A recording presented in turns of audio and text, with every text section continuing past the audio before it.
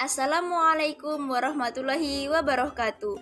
Nama saya Reva Wahyu Triana Ningsih, NIM 12206193111. Di sini saya akan menjelaskan mengenai beberapa materi tentang edutainment PAUD. Sebelum memasuki materi, jangan lupa untuk like dan subscribe.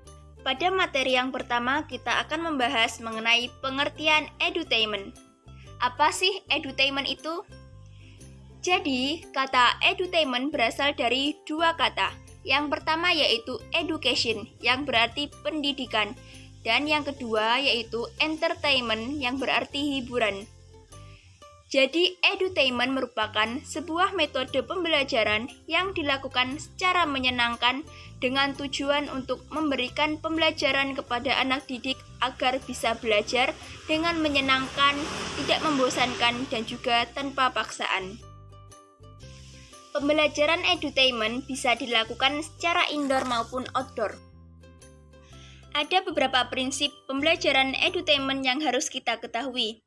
Yang pertama yaitu menjembatani proses belajar mengajar. Yang kedua, pembelajaran berlangsung kondusif dan juga menyenangkan. Yang ketiga, menempatkan anak sebagai subjek pendidikan.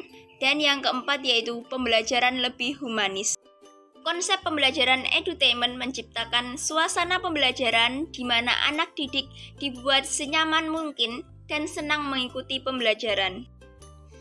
Selain prinsip, ada beberapa teori belajar berbasis edutainment. Teori yang pertama yaitu teori belajar kooperatif.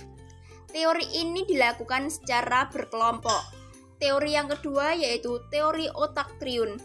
Pada teori ini menggunakan ketiga otak. Yang ketiga yaitu teori kecerdasan majemuk, di mana teori ini meliputi kecerdasan verbal, musikal, logis, visual, kinestetik, intrapersonal, interpersonal, naturalis, dan eksistensial. Yang keempat yaitu teori belajar aktif. Teori ini seringkali melibatkan siswa. Yang kelima, teori belajar akselerasi. Teori ini lebih mementingkan hasil. Yang keenam yaitu teori revolusi belajar. Dan yang ketujuh, teori belajar kuantum, di mana teori ini lebih menempatkan peserta didik agar lebih nyaman. Pada materi selanjutnya kita akan belajar mengenai metode pembelajaran edutainment. Metode pembelajaran edutainment memiliki arti suatu cara yang dilakukan pendidik untuk menyajikan materi dan kegiatan peserta didik agar materi dan kegiatan tersebut mudah dilakukan, mudah dipahami, nyaman, dan menyenangkan untuk dilaksanakan. Ciri-ciri dari metode pembelajaran edutainment yaitu bersifat luas, bersifat fungsional, membebaskan murid untuk berpendapat, dan juga mampu menempatkan pendidik di dalam posisi yang tepat. Selain itu, ternyata kita juga harus memperhatikan penggunaan metode pembelajaran. Jadi, metode yang digunakan bisa membangkitkan minat anak, menjamin perkembangan kegiatan, memberikan kesempatan anak didik untuk berkarya. Ada 6 prinsip penentuan metode belajar berbasis edutainment. Prinsip yang pertama yaitu prinsip motivasi dan tujuan belajar. Prinsip yang kedua, prinsip kematangan dan perbedaan individual. Prinsip yang ketiga yaitu prinsip penyediaan peluang, pengamalan, dan pengalaman. Prinsip yang keempat yaitu integrasi pemahaman dan pengalaman. Prinsip yang kelima, prinsip fungsional, dan yang terakhir, prinsip penggembiraan. Macam-macam metode pembelajaran edutainment PAUD. Metode yang pertama yaitu metode bermain. Bermain merupakan dunia anak. Dengan begitu, anak bisa memperoleh pembatasan dan memahami kehidupan. Yang kedua yaitu metode karya wisata. Metode ini mengamati dunia sesuai kenyataan yang ada. Yang ketiga, metode bercakap-cakap. Metode bercakap-cakap merupakan mengkomunikasikan pikiran, perasaan, dan kebutuhan secara verbal. Yang kelima yaitu metode demonstrasi. Pada metode demonstrasi ini lebih mempraktekkan menggunakan alat peraga agar peserta didik bisa lebih memahami. Yang kelima yaitu metode bercerita. Bercerita sama dengan memberikan pengalaman kepada anak didik secara lisan. Yang terakhir yaitu metode pemanfaatan komputer. Cara ini dilakukan karena mengikuti perkembangan zaman. Ternyata banyak sekali edukasi yang ada dalam komputer. Walaupun begitu, tetapi anak harus tetap dalam pengawasan. Selanjutnya, kita akan membahas mengenai model pembelajaran edutainment. Model pembelajaran edutainment PAUD merupakan kegiatan pembelajaran yang dipilih dan digunakan pendidik dan peserta didik secara menyenangkan, menarik, inovatif, dan kreatif. Model pembelajaran edutainment PAUD terdiri dari beberapa macam. Yang pertama yaitu model pembelajaran klasikal.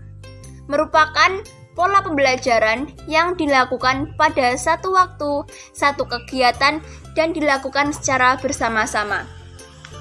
Yang kedua yaitu model pembelajaran kelompok, di mana pembelajaran ini dilakukan secara berkelompok.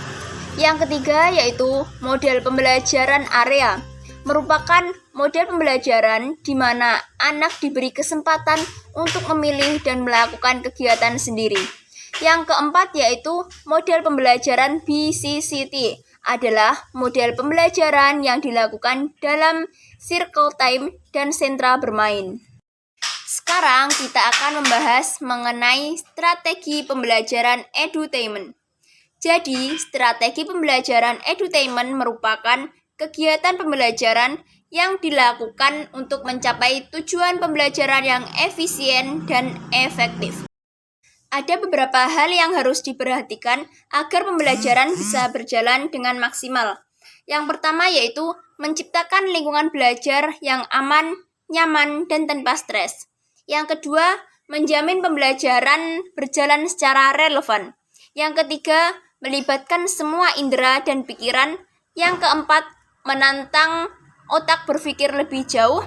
Yang kelima, menggabungkan semua bahan. Dan yang terakhir yaitu pembelajaran dilakukan secara sosial. Ternyata ada beberapa manfaat dari pembelajaran edutainment. Di antaranya yaitu menimbulkan perasaan senang sehingga proses pembelajaran anak berlangsung dengan cepat. Lalu selanjutnya anak bisa meraih prestasi belajar, meningkatkan minat dan motivasi belajar pada anak, dan yang terakhir, anak bisa mencapai hasil belajar yang lebih optimal. Agar pembelajaran bisa berjalan secara optimal, maka sebaiknya pendidik menyiapkan atau merencanakan kegiatan secara aktif, efektif, inovatif, kreatif, dan juga menyenangkan. Pendidik bisa melakukan kegiatan yang menarik, menyenangkan agar rasa ingin tahu anak bisa muncul, memotivasi anak untuk berpikir kritis, dan juga anak bisa menemukan hal-hal yang baru. Materi yang terakhir kita akan membahas mengenai bermain dan bernyanyi. Bermain sangat penting untuk anak karena di masa mereka belajar sambil bermain, bermain seraya belajar. Ada dua jenis bermain. Yang pertama yaitu bermain aktif. Permainan ini timbul karena anak itu sendiri. Contohnya yaitu melukis. Yang kedua yaitu bermain pasif. Bermain ini sifatnya sementara, misalnya mendengarkan cerita. Bermain ternyata memiliki banyak sekali manfaat untuk perkembangan anak. Misalnya untuk motorik, afeksi, kognitif, spiritual, dan keseimbangan pada perkembangan anak. Selain bermain, ternyata bernyanyi juga dapat menstimulasi perkembangan anak secara maksimal. Manfaat bernyanyi untuk anak bisa melatih kecerdasan musikal, kecerdasan verbal, emosional, daya imajinasi anak, kemampuan berkreasi, kemampuan meniru, dan juga kemampuan mengingat pada anak. Cukup sekian materi yang bisa saya sampaikan. Ada kurang lebihnya mohon maaf. Wassalamualaikum warahmatullahi wabarakatuh.